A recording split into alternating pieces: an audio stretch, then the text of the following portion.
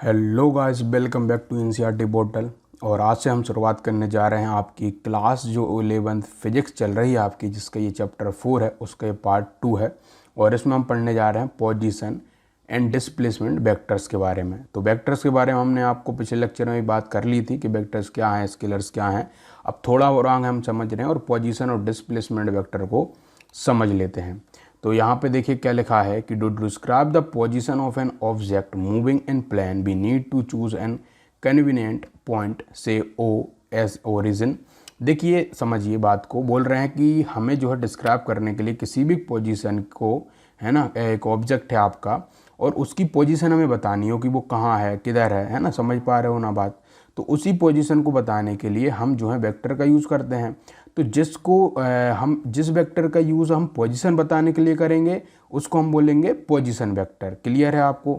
तो हम जो है अभी कुछ जो है थोड़ा सा डेरिवेट करने जा रहे हैं, उसको देखते जाइए कि हम जो है क्या मान ले रहे हैं। एक कन्वीनियंट के लिए हम पॉइंट मान लेते हैं कि जो हमारा ऑब्जेक्ट है वो आपका कहीं ओरिजिन पे है, जिसको हमने ओ के नाम दे दिया है। हमने क्या किया कि लेट अ पी एंड एक पी डैश हमने माना कि हमने मानी पोजीशन ऑफ एन ऑब्जेक्ट की eight a time T dash तक।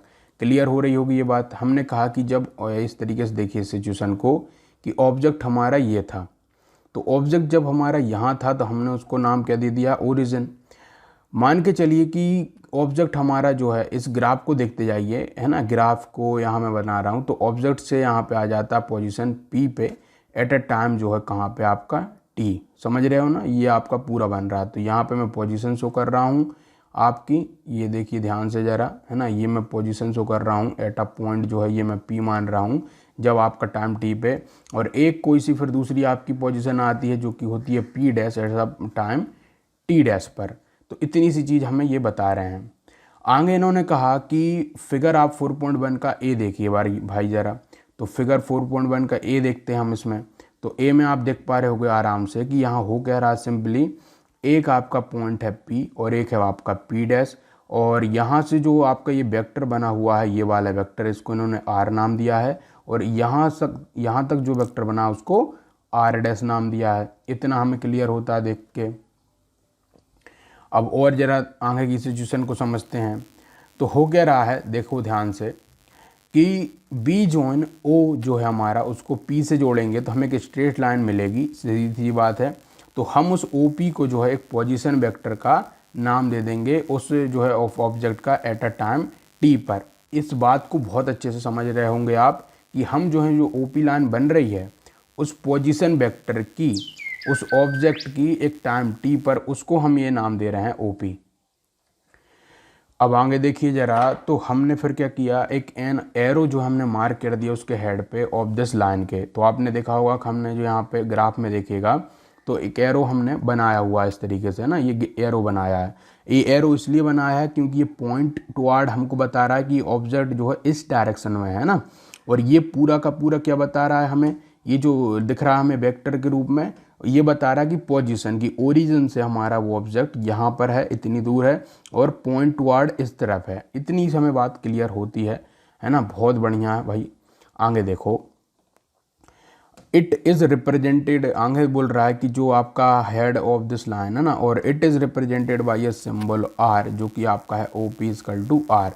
तो हमने जो है इस पूरे के पूरे को क्या नाम दे दिया हमने, तो हमने इस पूरे को नाम दे दिया आपका किससे, आर से, है ना। इसको हमने आर कह दिया। ये जो वेक्टर बन रहा है उसका नाम हमने आर रख दिया है।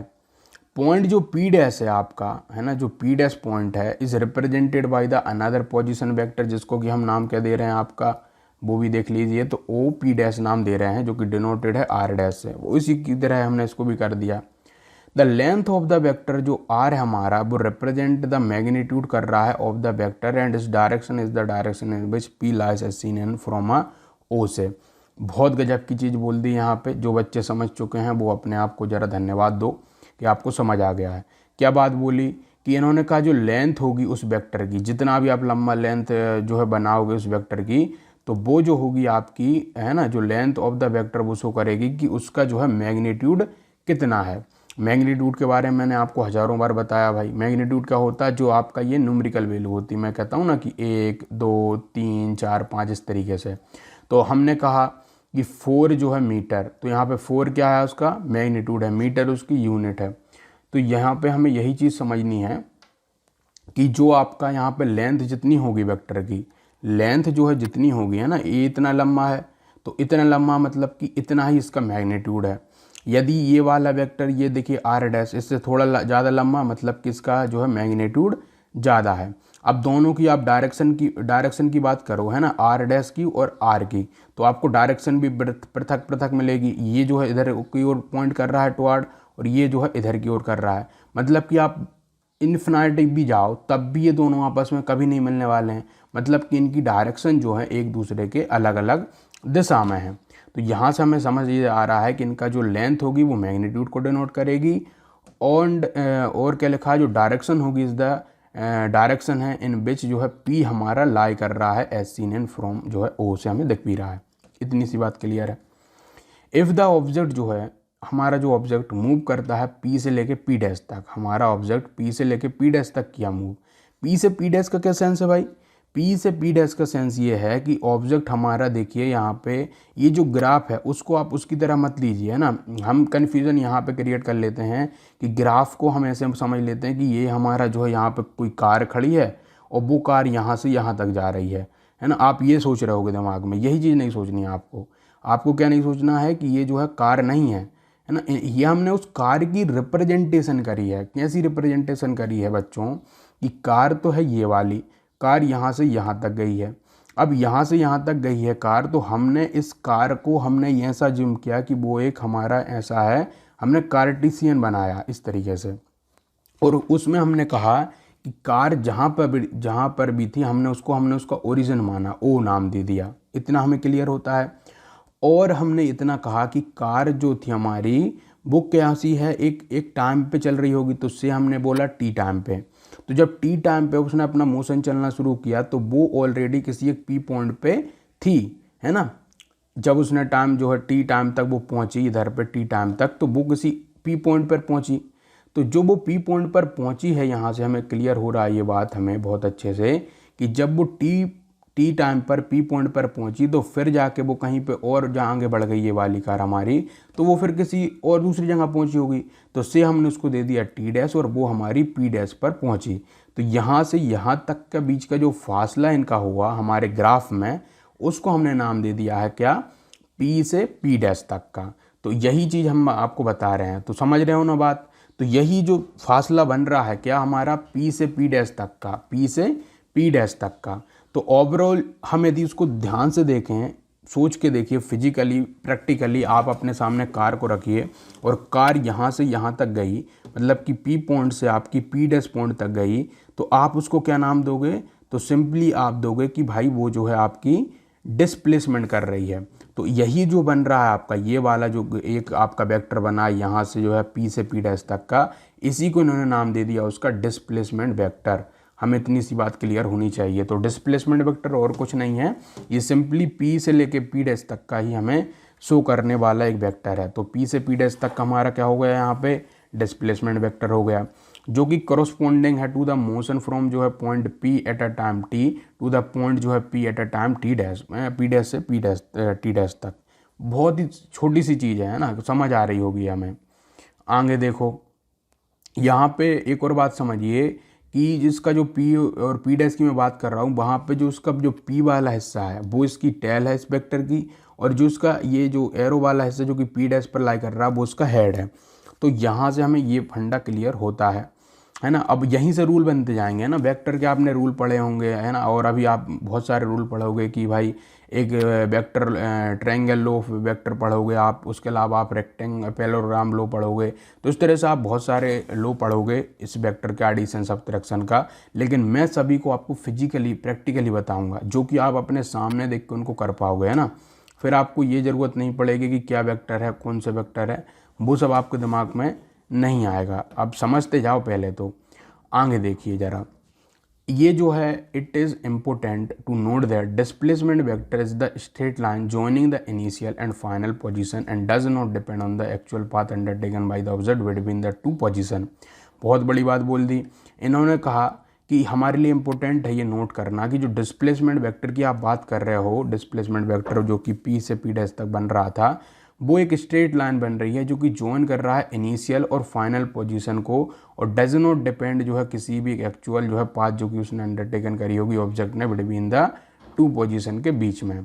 इसका मतलब ये है कि ऑब्जेक्ट आपका जो रियल में था वो कैसे भी चल के आया हो, है ना, ऐसे आया हो, ऐसे आया हो, कैसे भी आया हो, लेकिन जो वो यहाँ से पी से लेके पी डैश पॉइंट तक पहुँचा है ये वाला, ये उसकी डिस्प्लेसमेंट है। और उसी को यहाँ इन्होंने ये शो करा कि भाई उसका जो डिस्प्लेसमेंट है वो डिस्प्लेसमेंट वेक्टर से इन्होंने शो करा।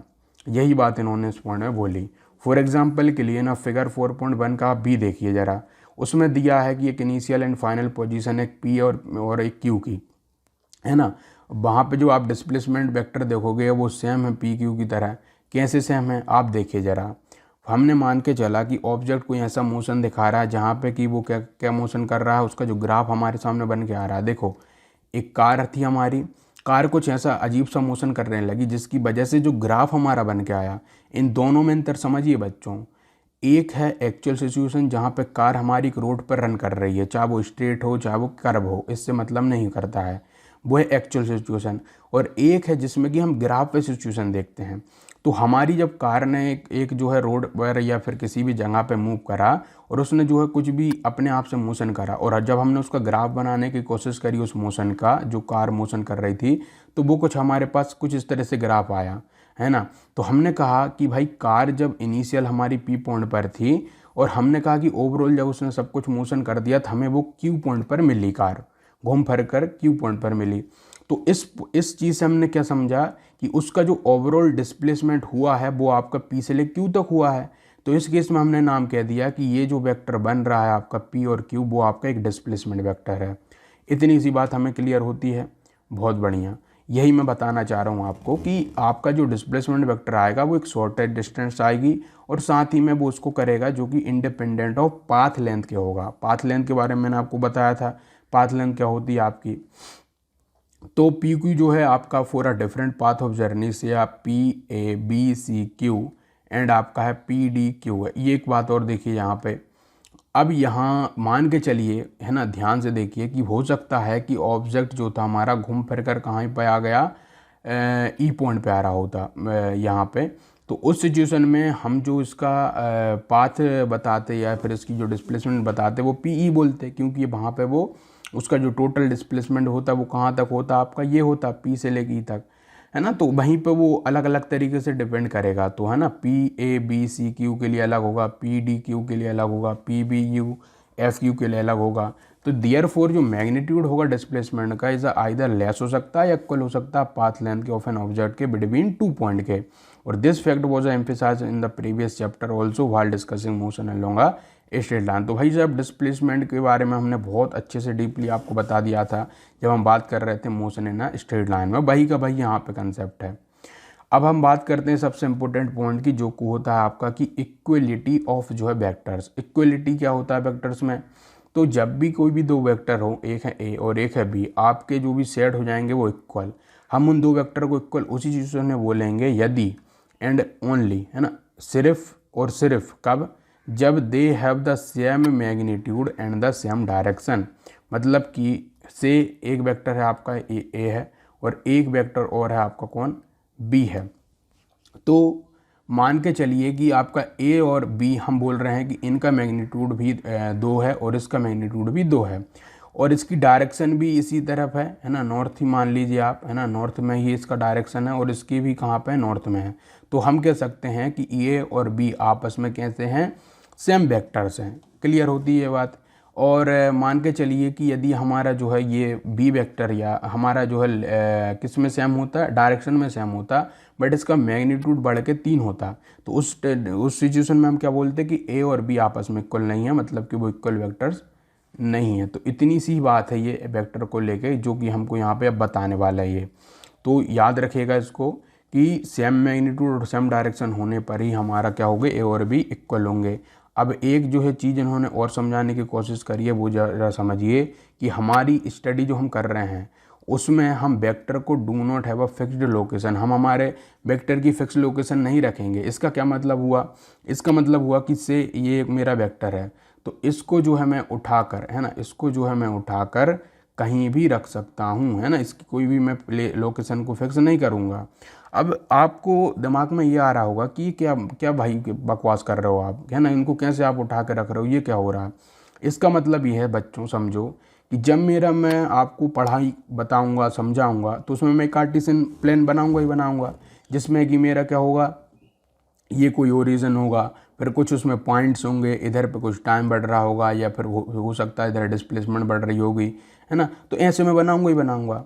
तो उस सिचुएशन में जो मेरा ये वेक्टर मैंने एक बार मान के चलिए ऐसे करके यहाँ बना दिया, से इस तरह से बना दिया, तो इसकी जो भी लेंथ होगी, जो इसकी डायरेक्शन होगी, वो भाई साहब हमेशा ही जो है ना, हमेशा ही आपकी सेम ही रहने वाली। मैं इसको यहाँ उठा के रख दूँ, मैं इसको यहाँ उठा के रख दूँ, है ना, कहीं भी रखूँ, आप इसका जो है कुछ भी देखिएगा, मैं यहाँ रख सकता हूँ, मैं यहाँ रख सकता हूँ, मैं यहाँ रख सकता हूँ, मैं इसको कहीं भी रखूँगा, इसकी जो मैंने लेंथ ली है वो उतनी ही रहेगी, और जो मैंने डायरेक्शन इसकी ली है वो उतनी ही रहेगी, है ना, डायरेक्शन इसकी चेंज ही नहीं होने वाली है।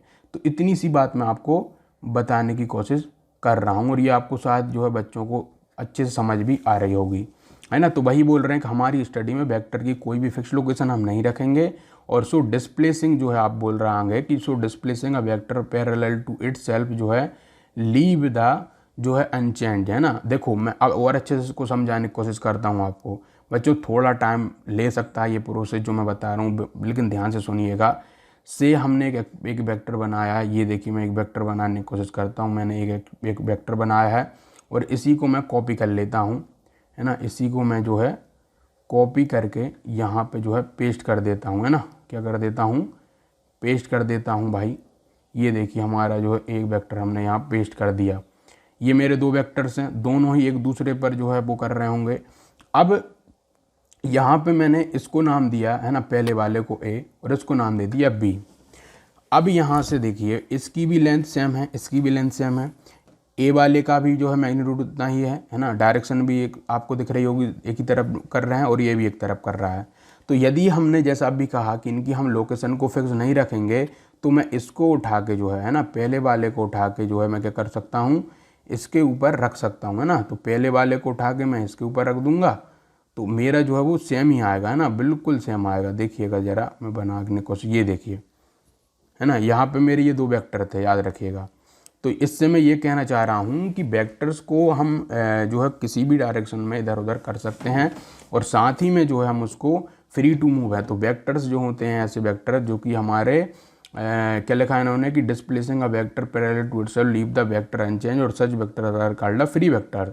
हाउएवर सम फिजिकल एप्लीकेशंस आएंगी जहाँ पे कि जो लोकेशन या जो लाइन आप बनाओगे एप्लीकेशन ऑफ वेक्टर की इम्पोर्टेंट हो जाएगी, और सच वेक्टर को हम बोलेंगे लोकलाइज वेक्टर, है ना। तो उस सिचुएशन में क्या हो जाएगा कि आप उनको इस तरह से हिला डुला नहीं पाओगे, है ना, वो सिचुएशन भी आएगी, बहुत जल्द आएगी आपके लिए। तो इतना तो आपको क्लियर हो गया होगा दिमाग में कि मैं क्या बोलना चाह रहा हूँ। अब आगे पढ़ते हैं जरा हम। फिगर 4.2 आपका देखिए ए शो करता है दो वेक्टर को, एक है ए एंड एक है बी, और B can easily check their equality. तो हम जरा देख लेते हैं 4.2 का बी आपका, है ना, 4.2 का ए देखिए जरा आप यहाँ पे। तो इसमें एक ए वेक्टर बनाया मैंने और एक बी वेक्टर बनाया है। एक आपका कहाँ है भाई ओ और पी पॉइंट के द्वारा बनाया है, और एक मैंने क्यू और एस से बनाया है। अब यहाँ पे आप इन दोनों को जो है मेज़र करिए, कुछ भी करिए, इन दोनों की लेंथ सेम आएगी, और इनका जो डायरेक्शन है वो भी सेम है। तो यहाँ से मैं कह सकता हूँ ए और बी आपस में सेम है।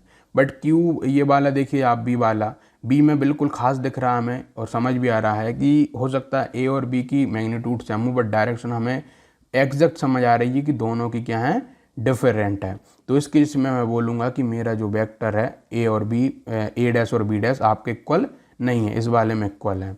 तो यही बात बताने की कोशिश वो कर रहे हैं आपको, है ना। और आगे बोल रहा है कि शिफ्ट करिए आप बी को parallel to itself until its जो है टेल क्यू जो है coincide with that of A, और दैट इज क्यू जो है कोइंसाइड विथ ओ, है ना। वही चीज़ बोलने की कोशिश कर रहे हैं जो मैंने यहाँ पे आपको बताया था ना, कि आप जो है ए और बी को आप एक के ऊपर भी रख दोगे तो बिल्कुल कोइंसाइड हो जाएंगे, और the two vectors are said to be equal, और उन्हीं को हम इक्वल बोलेंगे। इन जनरल में जो इक्वलिटी होती है वो इंडिकेटेड होती है आपकी ऐसा ए इक्वल टू बी। तो ये फॉर्मूला याद कर लीजिएगा बच्चों, यदि ए इक्वल टू बी है तो आप बोलोगे कि वो वेक्टर हमारे इक्वल है। नोट दैट फिगर 4.2 का बी देखे हुए आप, तो ए डैश और बी डैश उनके पास सेम मैग्नीट्यूड तो है, बट उनका जो है इक्वल डायरेक्शन नहीं है ना, डिफरेंट डायरेक्शन है, इसलिए हम बोलेंगे कि वो दोनों आपस में एक दूसरे से जुदा होते हैं, आपके कैसे हैं वो अनइक्वल हैं। इवन इफ वी शिफ्ट जो है B parallel to itself so that it tails जो है कि कौन साइड होना जो है टेल जो है ओ डैश के, फिर भी आप देखोगे तो जो टिप्स होगी आपकी एस और बी की वो आपकी कौन साइड नहीं करेगी, है ना, सीधी सी बात है। फॉर एग्जाम्पल के लिए मैं इसको थोड़ा यहीं पर समझाने की कोशिश करता हूँ, है ना, आप समझिए ज़रा। एक वेक्टर मैंने बनाया, ये आपका, रुक जाइए मैं इसको डिलीट करता हूँ, है ना। तो एक वेक्टर मैं आपको ऐसे इसको समझाने के लिए बनाने की कोशिश करता हूँ। तो ये मैंने बनाया, ये वेक्टर मेरा क्या सा, ये देखिए ज़रा। अब कहने को तो ये आपका सेम हो सकता है, आपको देखने में लग रहा होगा, बट जैसे ही मैं इसको क्या करूँगा, है ना, अब देखिए, अब मैं इसकी ये जो है टेल को कोइंसाइड कर दूँ एक से, फिर भी आपका ये देखो, ये दोनों तो हो गए कोइंसाइड, है ना, ये आपका ये तो हो गया पिछला वाला हिस्सा, लेकिन ये दोनों कभी भी कोइंसाइड एक दूसरे को नहीं करेंगे। तो यही बोलने की वो कोशिश कर रहा है आपसे। अब बहुत ही इम्पोर्टेंट पॉइंट अब आप समझने वाले हो कि मल्टीप्लिकेशन वेक्टर्स का कैसे होता है रियल नंबर के साथ में।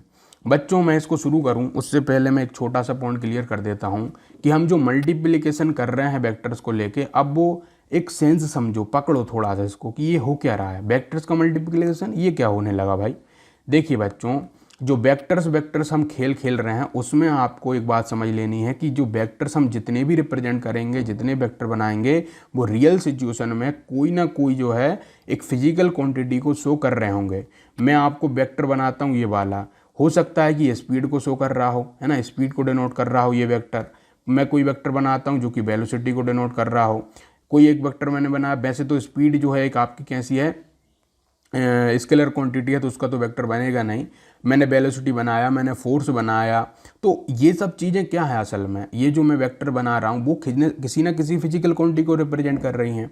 अब कोई फिजिकल क्वांटिटी यदि किसी भी जो है फिजिकल क्वांटिटी का, मैंने आपको जब रूल पढ़ाया था तो मैंने बताया था उसका मल्टीप्लिकेशन भी होता है, उसका डिवाइड, उसका सब कुछ होता है, मैंने बताया था। तो अब वो कैसे होता है वो ज़रा समझिए, वही हम समझने वाले हैं बच्चों। तो देखो, अब हमें कोई ऐसे, हमें से या वेक्टर हमारे पास है ए, अब उसको हमें मल्टीप्लाई कराना हो किसी पॉजिटिव जो है नंबर से, जो कि हमारा से लैम्डा। अब लैम्डा का मतलब ये है हमारा कि से हमारे पास एक वेक्टर है, ये मैंने वेक्टर बनाया, ये इसको मैंने ए नाम दे दिया। मैंने इसको जो है क्या करा, 2 से मल्टीप्लाई करा दिया, तो ये वेक्टर क्या होगा, दोगुना होगा, बढ़ जाएगा, है ना। यदि मैंने इसको जो है 3 से मल्टीप्लाई कराया तो और जो है बड़ा हो जाएगा, मतलब कि ये जो है थोड़ा सा मल्टीपल उसके टाइम बढ़ता रहेगा। से मैंने इसको जो है किसी भी नेगेटिव नंबर से मल्टीप्लाई करा दिया, तो वेक्टर मेरा जो है, इसको मैंने नेगेटिव मल्टीप्लाई से कराया, तो इसका जो है मैग्नीट्यूड तो कम नहीं होगा, है ना, बल्कि क्या होगा, इसकी डायरेक्शन में चेंज आ जाएगा। मतलब कि यदि इस तरफ था तो नेगेटिव से कराने से इस तरफ हो जाएगा। तो ये चीज़ हमें समझनी है कि इसमें ये मल्टीप्लिकेशन का खेल चलता कैसे है। तो मल्टीप्लाइंग हम कराएंगे वेक्टर को, और हम उसको कोई भी लैम्डा नाम दे दिया हमने, क्योंकि यहाँ पे हम इंटीजर के लिए हम एन बार बार यूज़ ना करके हम एक लैम्डा यूज़ कर ले रहे हैं। तो अब यहाँ से आप देखोगे कि gives a vector whose magnitude is change by the factor lambda से, but the direction is same as that of a रहेगी, है ना। यहाँ पे ये मॉडल हम एक क्या लगा देते हैं, एक मॉडुलस लगा देते हैं, ये देखिए इस तरीके से ये हम लगा देते हैं, जो कि ये कहने की कोशिश करता है कि अब जो भी आप मल्टीप्लाई करोगे, चाहे अंदर नेगेटिव लो पॉजिटिव लो, आपको आंसर कैसे रखना है, आपका क्या रखना है, 0 से बड़ा रखना, मतलब कि नेगेटिव में नहीं रखना है। इसका मतलब ये होता है, तो वही लिखा है इन्होंने कि जब ये लग जाता है तो उसको हम इस तरह से रिप्रेजेंट कर सकते हैं। और ये बच्चों आपका एक फार्मूले की तरह यूज़ आएगा आगे तक आपको, और कैसे आएगा मैं बताता हूँ। इन्होंने वही एग्जांपल लिया जो मैंने लिया था, कि बोल रहे हैं कि यदि हम ए को मल्टीप्लाई कराते हैं 2 से, तो रिजल्टेंट जो बनेगा आपका, मतलब कि जब 2 को आप मल्टीप्लाई करा दोगे तो फिर जो आपको रिजल्ट मिलेगा, तो देखो रिजल्ट को रिजल्टेंट बोल दिया इन्होंने। समझते जाओ, चीज़ें कुछ नहीं है, बस साइंस में भाषा बदलती है, कंसेप्ट वही रहता है। तो देखो हम रिजल्टेंट करने वाले हैं। अब भाई साहब देखो, 2 से मल्टीप्लाई करोगे तो 2a आना, वो तो सीधी सी बात है। आप जब मैथ में करते थे तो 2x का मल्टीप्लाई आप करते थे, 2x बन जाता था। x का 3 के संग मल्टीप्लाई करते थे तो 3x बन जाता था। भाई तो यही हो रहा है कि आपने जो है a का 2 से मल्टीप्लाई किया तो 2a बन गया। और जो है वो, ये एक बात याद रखिएगा, सेम डायरेक्शन में बन रहा है, ऐसा a है। मतलब कि यदि वेक्टर हमारा a था तो इसको 2 से मल्टीप्लाई करने पर यदि हमारा 2a आ रहा तो वो सेम डायरेक्शन में ही आएगा, है ना। अब बार बार ये क्यों खुल रहा है यार, है ना। तो ये आपका होगा।